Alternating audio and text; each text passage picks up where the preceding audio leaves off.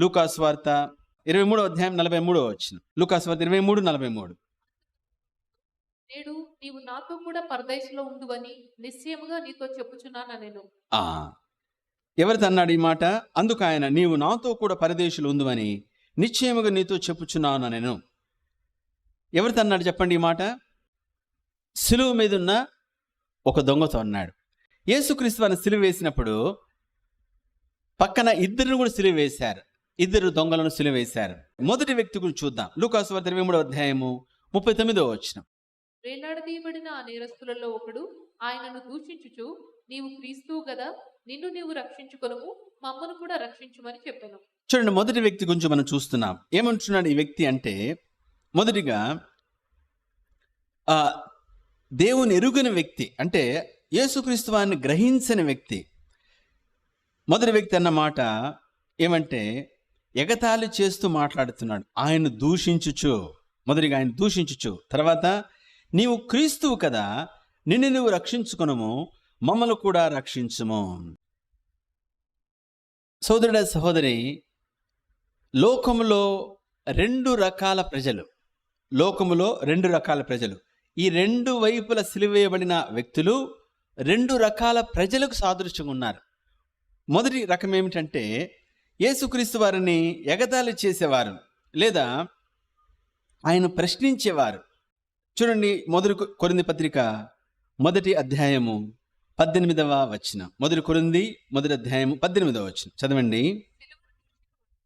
నశించుచున్న వారికి వెర్రితనము గాని రక్షించబడుచున్న మనకు దేవుని శక్తి. గట్టి హల్లెలూయా చెప్పగలరా? సిలువను గురించిన వార్త నశించుచున్న వారికి వెర్రితనము కానీ రక్షించబడుచున్న మనకు దేవుని శక్తి.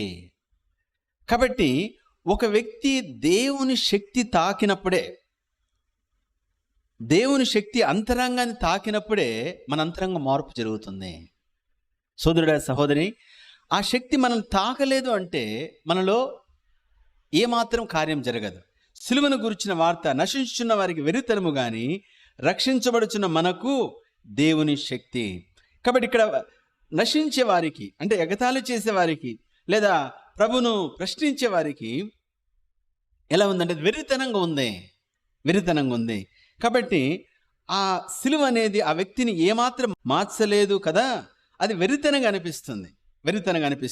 చూడండి, 2వ పేతురు పత్రిక 3వ అధ్యాయము 3-4 వచనాలు. 2వ పేతురు 3-4 వచనాలు చదవండి.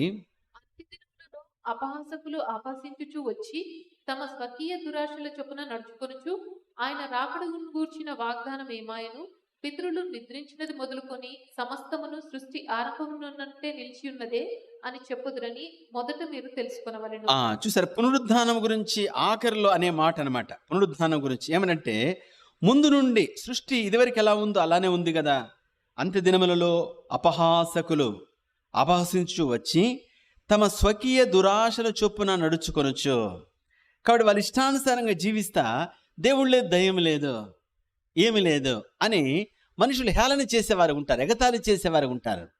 సోదరుడ సహోదరి, మొదటి విషయం ఏమిటంటే మనుషులు ప్రశ్నించేవారు ఉంటారు. మొదటి సిలువ వేయబడిన వ్యక్తి సిలువ వేస్తున్న యేసు ప్రభువును చూస్తే తనకేమనిపించలే, పశ్చాత్తాపడడం అదంతా లేదు. ఆయన చూసి ప్రశ్నిస్తున్నాడు, ఒకవేళ నువ్వు క్రీస్తువైతే ముందు నిన్ను రక్షించుకొని చెప్పండి, తర్వాత మమ్మల్ని రక్షించు. అంతే తప్ప ఆ విధంగా యేసుక్రీస్తు వారి సిలువ కార్యము ఏమాత్రం ఆయనలో పని చేయలేదు. సోదరుడ సహోదరి, ఈ లోకంలో సువార్త చెప్తే కూడా, మందిరంలో కానీ బయట కానీ ఎక్కడ కానీ సువార్త చెప్పినప్పుడు కొంతమంది ఎగతాళి హేళన చేస్తున్నారు. ఇది మొదటి రకము. ఇక్కడున్న వారిలో ఎవరైనా సరే ఒకవేళ అలా ఉన్నామా, వాళ్ళు ఉంటే ప్రభు చెప్పే మాట ఏమిటంటే, నీవు సత్యానికి దూరముగా ఉన్నావు, సత్యాన్ని ఎరగని వాడిగా ఉన్నావు, అలానే నశించిపోయే స్థితిలో ఉన్నావు. ఎందుకంటే నీవు అసత్యంలో ఉన్నావు కాబట్టి జ్ఞాపకం ఉంచుకోవాలి. లూకాసు వార్త 23వ అధ్యాయము 40వ వచనం. లూకాసు వార్త 23:40. వారిని గద్దించి, నీవు అదే శిక్షా విధిలో ఉన్నావు గనుక దేవునికి భయపడవా? మనసు చదవండి. అయితే రెండవ వాడు వారిని గద్దించి, నీవు అదే శిక్షా విధిలో ఉన్నావు గనుక దేవునికి భయపడవా? చూడండి, ఈ వ్యక్తి అంటున్నాడు, దేవునికి భయపడవా, మనకైతే అని స్టార్ట్ చేశాడు కదండి. 40 వచనం. అయితే రెండవ వాడు వాడిని గద్దించి, నీవు అదే శిక్షలో ఉన్నావు గనుక నువ్వు దేవుని భయపడవా. 41వ వచనం, మనకైతే ఇది న్యాయమే. మనకైతే అంటే మొదటి వాడిని గద్దిస్తా, మొదటి వ్యక్తితో ఏకీభవించకుండా ఈ వ్యక్తి అంటున్నాడు, మనకైతే ఇది న్యాయము కానీ యేసుక్రీస్తు వారికి న్యాయము కాదు. మనకైతే ఇది న్యాయమే కానీ యేసుక్రీస్తు వారికి న్యాయము కాదు. ఎందుకు మనకు న్యాయము అంటే, మనము మన పాపాన్ని బట్టి, లేదా మనము చేసిన దొంగతనాలో లేదా హత్యలో మనము చేసిన దాన్ని బట్టి మనం శిక్ష అనుభవిస్తున్నాం. అయితే ఈయన ఏ శిక్ష చేయలేదు కాబట్టి, లేదా ఏ తప్పిదము చేయలేదు కాబట్టి ఈయన అన్యాయముకు శిక్ష అనుభవిస్తున్నాడు. మనకైతే ఇది న్యాయమే. తర్వాత రెండవది చూడండి, 41 వచనం చదవండి. లూకాసు వార్త 23:41. మనము చేసిన వాటికి తగిన ఫలము పొందుచున్నాము గాని ఈయన ఏ తప్పిదమును చేయలేదని చెప్పి ఈయన ఏ తప్పిదము చేయలేదు అంటే, మరి ఎందుకు ఆయన చనిపోతున్నాడు? ఈయన ఏ తప్పిదము చేయకపోతే ఎందుకు చనిపోతున్నాడు అంటే, ఆయన గ్రహించాడు ఏమిటంటే, ఆయన మన పాపముల కొరకే చనిపోతున్నాడు. ఆయన నా పాపము కొరకే ఆయన చనిపోతున్నాడు.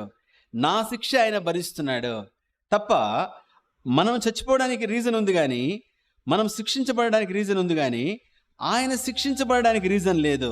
అదంతా కూడా మన కొరకే ఆయన చేస్తున్నాడు. సత్యాన్ని నమ్మాడు కాబట్టి ఈ దొంగ అంటున్నాడు, ఈయన ఏ తప్పిదము చేయలేదు. ముందు మనకైతే ఇది న్యాయమే, అయితే ఈయన ఏ తప్పిదము చేయలేదు.